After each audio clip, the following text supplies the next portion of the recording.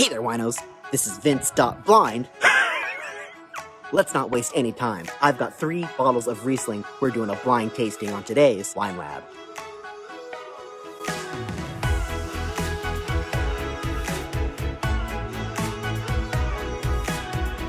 Hey, thanks for joining me. If you want to be a winoceros, hit subscribe on this channel to become a wino today. I'll put out new videos every single Saturday, so be sure to hit that bell icon to stay notified for more great wine content. Okay, I have got 3 really fantastic Rieslings here, and I've got my blindfold, which I will not be using. Okay, so in a blind tasting, you don't actually blindfold yourself. Seeing is such a huge part of tasting. Color will tell you so much about the wine, how dark it is. Is this a deep brown, or is it a bright gold, or is it almost a watery color, right? Or in a red wine, it might be inky black, or it could be ruby red, or even a light pink color. That's going to tell you a lot about both the body and the varietal as well. A Pinot Noir typically isn't going to be black and inky, right? You also want to look at the viscosity of the wine. You want to look at the rim variation to tell its age. The viscosity tells its body, and concentration, how much you can see through it, will tell you a lot about the body as well. So in that case, why is it called a blind tasting? Let's find out. This is a blind tasting.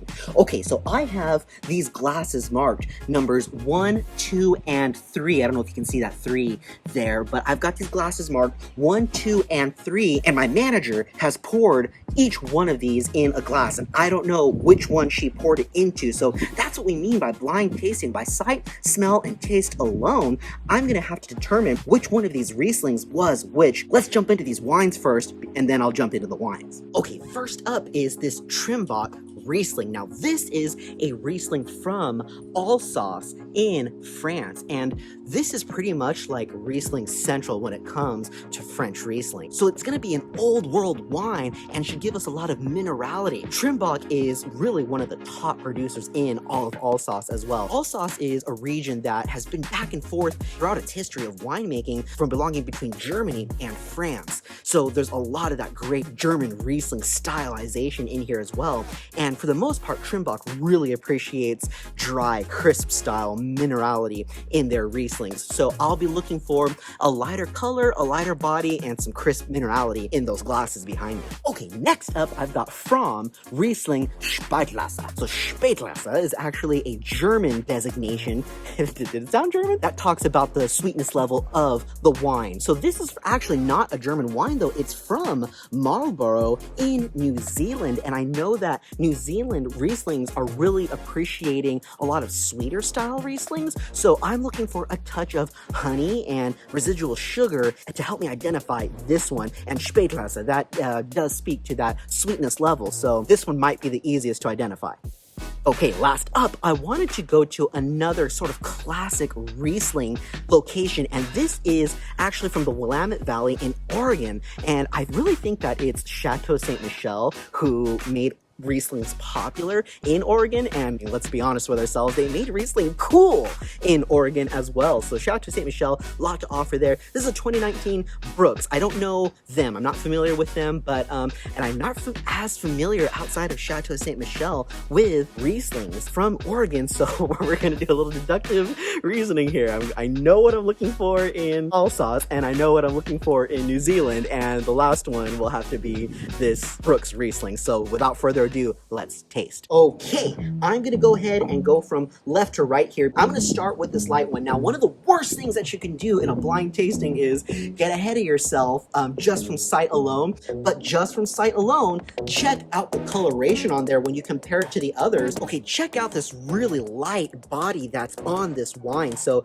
really beautiful light body. As I turn my glass here, you can see a little bit of residual sugar. Sometimes I call that residual sugar, and I want to make sure that you winos know that this is actually more than likely tartric acid, which tends to happen a lot in white wines. It's just these crystals that form from one of the acids found in wines. So I noticed that I'm not getting a lot of super heavy legs as I turn my glass here, so it's got a really light viscosity. I'm thinking this is going to be sharper. That means no residual sugar. This probably isn't the New Zealand one, but again, let's not get ahead of ourselves. Now let's take the nose. Oh my gosh. Okay, I am actually lost because right away way, the first thing I got was actually a little bit of honey. So now that I said it's not the New Zealand one, it could be. But you know what? I'm getting a little petrol on the nose. Now, there's a lot of petrol in Rieslings naturally. There's a little liminess, and that's typical in most Rieslings as well, so I'm really not narrowing it down. Yeah, a little key lime pie, and I'm getting a touch of orange blossom in there too. Okay, there is sort of a stoniness happening here though, so there's a touch of terroir on there, and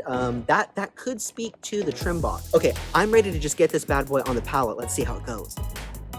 Oh my gosh, this was so nice, and I have to tell you right now, one of the first things, it's so funny that I couldn't really see those legs on there, but it is actually very rich. This is a really rich Riesling, and it's got a really nice, almost syrupy mouthfeel as well. This is not super sharp in acidity or anything like that. I'm actually getting a good kiss of residual sugar on this wine, so now this is making me lean towards the New Zealand one after all. The Fromm Spätlese is kind of what I'm thinking of here. Yeah, I just have this really gorgeous sort of apricot, peach, honey on the finish here. It's all about that really sweet condition of stone fruit and orchard fruit in there. Really beautiful little yellow apple. There's a bit of sourness hitting on the cheeks as well. And yeah, a good amount of acidity, but it's not a crisp wine. This is a really syrupy style wine. As of right now, number 3 for me is speaking New Zealand. So, oh, and this also could be the Oregon one though. Remember, that's the one that I didn't know what it was. This is an enigma, so it could be one of those two. I don't think it's the Trimbach. Let's keep moving on and see what else I can deduce. Okay, wine number 2. So here I've got a little bit more of an intensely colored Riesling. It's got just a touch more sort of gold and yellow on there, and as I turn my glass here, even just like that, I can see I am getting just a little bit of viscosity. So I am getting some really minuscule legs just starting to form on the glass there. It does look like it's pretty thick and rich right there too on the body. So let's go ahead and take the notes. Whew, talk about petrol. This one certainly has a heck of a lot more of that sort of petrol. Now, there's no actual gas in this wine, at least not petrol gas. That's just sort of a likeness of. We call that a reductive nose. But I quite like it on a Riesling. I think it gives it a great complexity. Speaking of complexity, I'm not getting much else as far as complexity. I'm having a bit of a hard time pulling anything else out of this wine. Let's get it on the palate. Woo! Okay. After that first one, this is dry. Okay, yeah, in case you couldn't see it before, check that out right now. Hopefully you can see that a little bit better, those really gorgeous legs. So this is still number 2, and it just has that really nice viscosity, and yet it's so much drier on the palate and a lot less complexity as well. Sort of maybe like a stoniness, maybe a little oyster shell. I'm not getting a whole lot more. Should we call this Oregon? I don't know.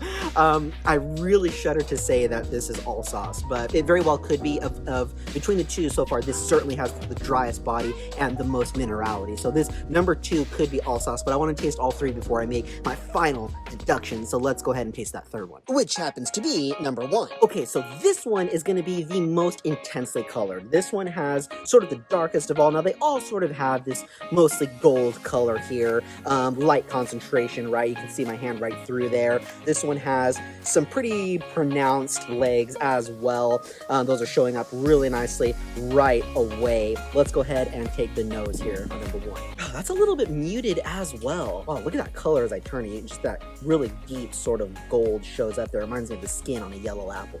Yeah, I'm actually not getting, once again, too much on the nose. Let's just jump on the palate. Oh, okay. I definitely think I tasted these in the wrong order, because after that first one, everything was so dry. So this one is even more dry than the other, and in fact, it's got a little bit almost of like a slight phenolic bitterness or maybe a touch of tannin pull on my cheeks right now. This is more citrus. It's very rindy. I'm getting a lot of like lemon rind, lime rind, citrus. Yeah, the nose has gosh, just more of like sort of a dry fruit.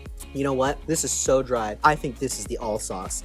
That is where I'm at right now. So let's go ahead and make our deductions. Okay, why not? So let's go ahead and see how I did. Number 3 here was certainly the most sweet of all of them for me. Oh yeah, there's just such good residual sugar in here. I'm putting 3 next to the Fromm because I think that that has the most residual sugar on it, and the Spätlese is that, again, that call to sweetness. So that's where I land here. these two are the ones that I'm going to be having a bit of a hard time with. So going on number 2 here, I really love the nose on number 2. It does have that really good petrol. I think it's a really well-made wine. I really don't know where to put it, to be honest with you. But I am going to go with the Brooks here. I think this may be a new world. It does sort of have a little bit of the appliness to it, and that does remind me a little bit of the Chateau Ste. Michelle Rieslings. So that would mean that the last one I tasted, number 1 here, was from Alsace, and it did have that dryness, as I recall. I'm just going to revisit it once more. It's possible that those two are reversed, but I think I got it right here. Okay, let's get the answers. All right, I've got my little cheat sheet here. How'd I do?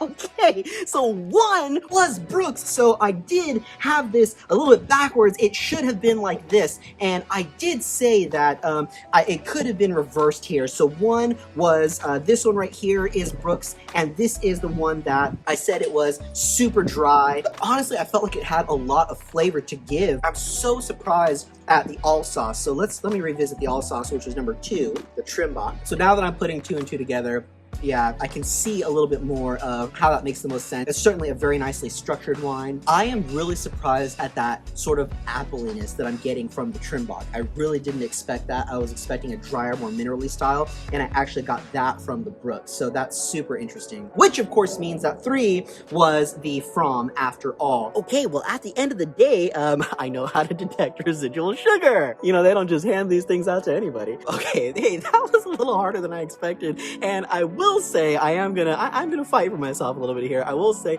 I started with a wine that had some residual sugar. I probably should have done 3 dries by 3 dries style Rieslings, because this really ruined my palate. The other 2 just ended up tasting kind of sour after having this sweetness, but I knew right away this had the most sweetness to it, and to be honest, for that reason, it was my favorite. So Fromm, not bad. Fromm Spätlese. I really like this New Zealand style. Ah, it's so good. All right, winos. Well, thanks for joining me in that blind tasting today. I hope I've turned you on to at least one really cool Riesling. But certainly there's so many different styles of Riesling out there for you to enjoy. So be sure to go around the world in your wine aisle and explore through them. You're going to have a really sweet time. If you enjoyed what you saw here today, please leave me a like. That helps so much. Don't forget to share this video with your wine friends. And until next time, winos, drink safe and drink well. Cheers.